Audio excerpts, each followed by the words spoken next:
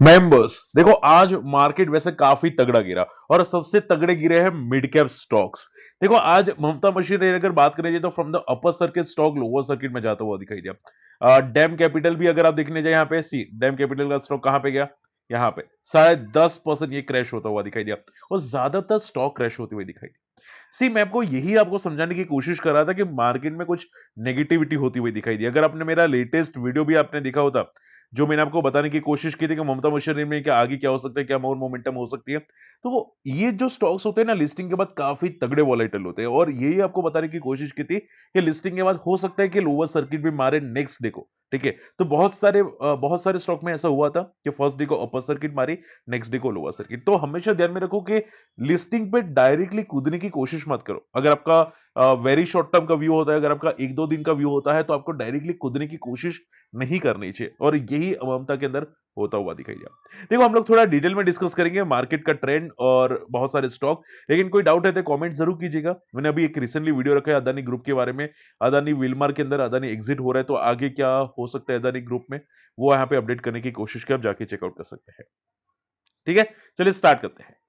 देखो, सबसे पहले मैं बात करना चाहूंगा यहाँ पे निफ्टी के बारे में। निफ्टी काफी फ्रॉम द टॉप लेवल से फॉल करता हुआ दिखाई दिया। अगर आप देखोगे सेंसेक्स 850 पॉइंट क्रैश हुआ। रीजन क्या है? Global clues, FI continuously selling करा है, बॉन्ड यील्ड मार्केट में बढ़ती हुई दिखाई दी। एंड देखो, मैं सिंपल वर्ड बोलूं अगर आपको समझ में है तो, देखो, अगर ग्लोबल मार्केट आज फॉल करना है ना शाम को, ठीक है, तो निफ्टी पहले से ही अपना डिसाइड कर लेता है ट्रेंड उसको कि निफ्टी को ऊपर जाना है नीचे जाना है। मॉर्निंग में निफ्टी ऊपर गया जरूर था, लेकिन नीचे सडनली फॉल किया और लास्ट में डे लो पे क्लोजिंग दी। वो क्लियर साइन था कि मार्केट फॉल करने वाला है, ग्लोबल मार्केट। और अगर आज ग्लोबल मार्केट देखोगे, डाउ जोन्स 600 पॉइंट क्रैश होता हुआ दिखाई दिया, आप यहां पे देख सकते हैं।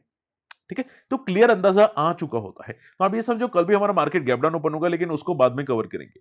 तो पॉइंट क्या आ जाता है कि आपको केयरफुल रहना है और मैं आज जो लाइव आया था, आपको यही मैं समझाने की कोशिश की थी। तो अगर आप हमारी ये चैनल को सब्सक्राइब नहीं किए, smart money moves bye market, इसको जाके जरूर सब्सक्राइब कर लेना। इसकी लिंक आपको हमारे अबाउट अस के अंदर भी मिल जाएगी।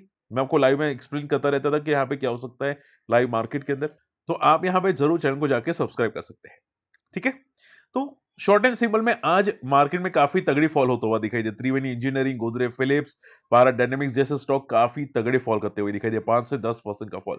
इवन मेरे जो सॉफ्टवेयर था ना बीटीएसटी का, वो भी उसने मुझे कोई बीटीएसटी नहीं दिया, जो क्लियर साइन था कि आज मार्केट में नेगेटिव ट्रेंड आना स्टार्ट हो चुका है। एंड अगर मैं मिड कैप्स की बात करने जाऊं, तो मिड कैप्स अगर आप देखोगे, आज पॉज कैंडल बनाई जरूर है, लेकिन जो पैटर्न बन रही है वो तगड़ी नेगेटिव पैटर्न है, जैसे कि आप यहाँ पे देख सकते हैं।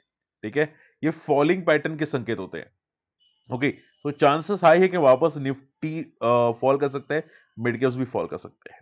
रही बात ममता कैपिटल की, सर ममता कैपिटल में आगे क्या हो सकता है, तो इसमें देखो यहाँ पे आज की जो क्लोजिंग है वो क्लियर कट नेगेटिव है। तो आप ये समझो आने वाले 2-3 दिन तो स्टॉक लोअर सर्किट ही कंटिन्यू कर सकता है। हाई चांसेस है कि आने वाले 2-3 दिन लोअर सर्किट कंटिन्यू ये करेगा। तो आप ये समझो कि स्टॉक वैसे भी देखो, इसका जो अनुमान था ना लिस्टिंग का, वो 30% था।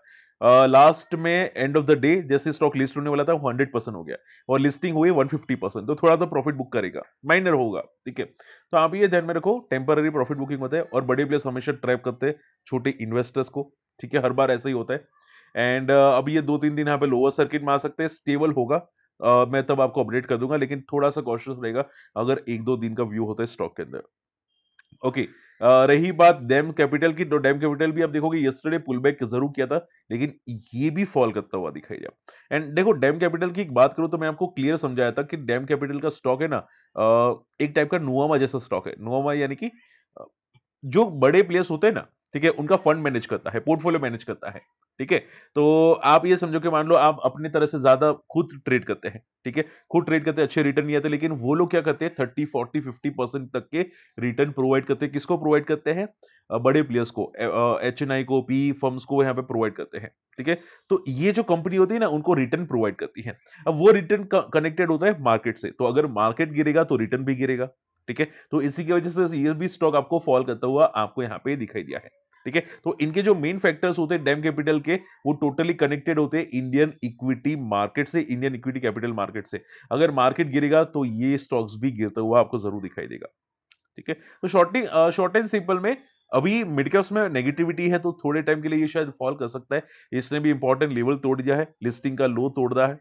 ठीक है, तो थोड़ा और नीचे जा सकता है और मे बी चांसेस है कि 350 को टेस्ट ये स्टॉक करता हुआ दिखाई दे सकता है। लेकिन देखो ये जितना भी मैं आपको समझा रहा हूँ, वो टोटली शॉर्ट टर्म के लिए है। शॉर्ट टर्म यानी कि जब तक मिड कैप स्टेबल नहीं हो जाता, ठीक है, जब तक निफ्टी स्टेबल नहीं हो जाता तब तक है। और निफ्टी स्टेबल कब होगा? मैंने आपको बताया था लेवल 22,000 के आसपास। ठीक है, अब निफ्टी निफ्टी अभी भी गिरना बाकी है। मैंने आपको रिसेंटली कुछ वीडियो में बना के बताया था कि मार्केट में अभी गिरावट शायद बढ़ सकती है, कॉशियस रहना। और आप यहाँ पे देख सकते हैं, मैं क्लियर बोला था कि वर्स्ट मार्केट सुन, यहाँ पे लिखा था वर्स्ट मार्केट सुन, और यही आपको होता हुआ जल्दी दिखाई दे सकता है।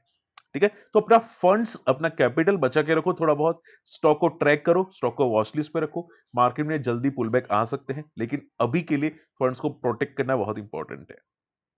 ठीक है, चलिए, आई होप ये सभी पॉइंट समझ में आ चुके हैं। रही बात त्रिवेणी इंजीनियरिंग की, आज ये स्टॉक डी हाई पे जाता हुआ दिखाई दिया, लेकिन फॉल किया। सेम रीजन मैंने आपको पहले ही बोला था कि जनरली जो भी स्टॉक ब्रेकआउट करते हैं नेक्स्ट 1-2 दिन में फॉल कर जाते हैं। इसने सेम डी को फॉल कर गया।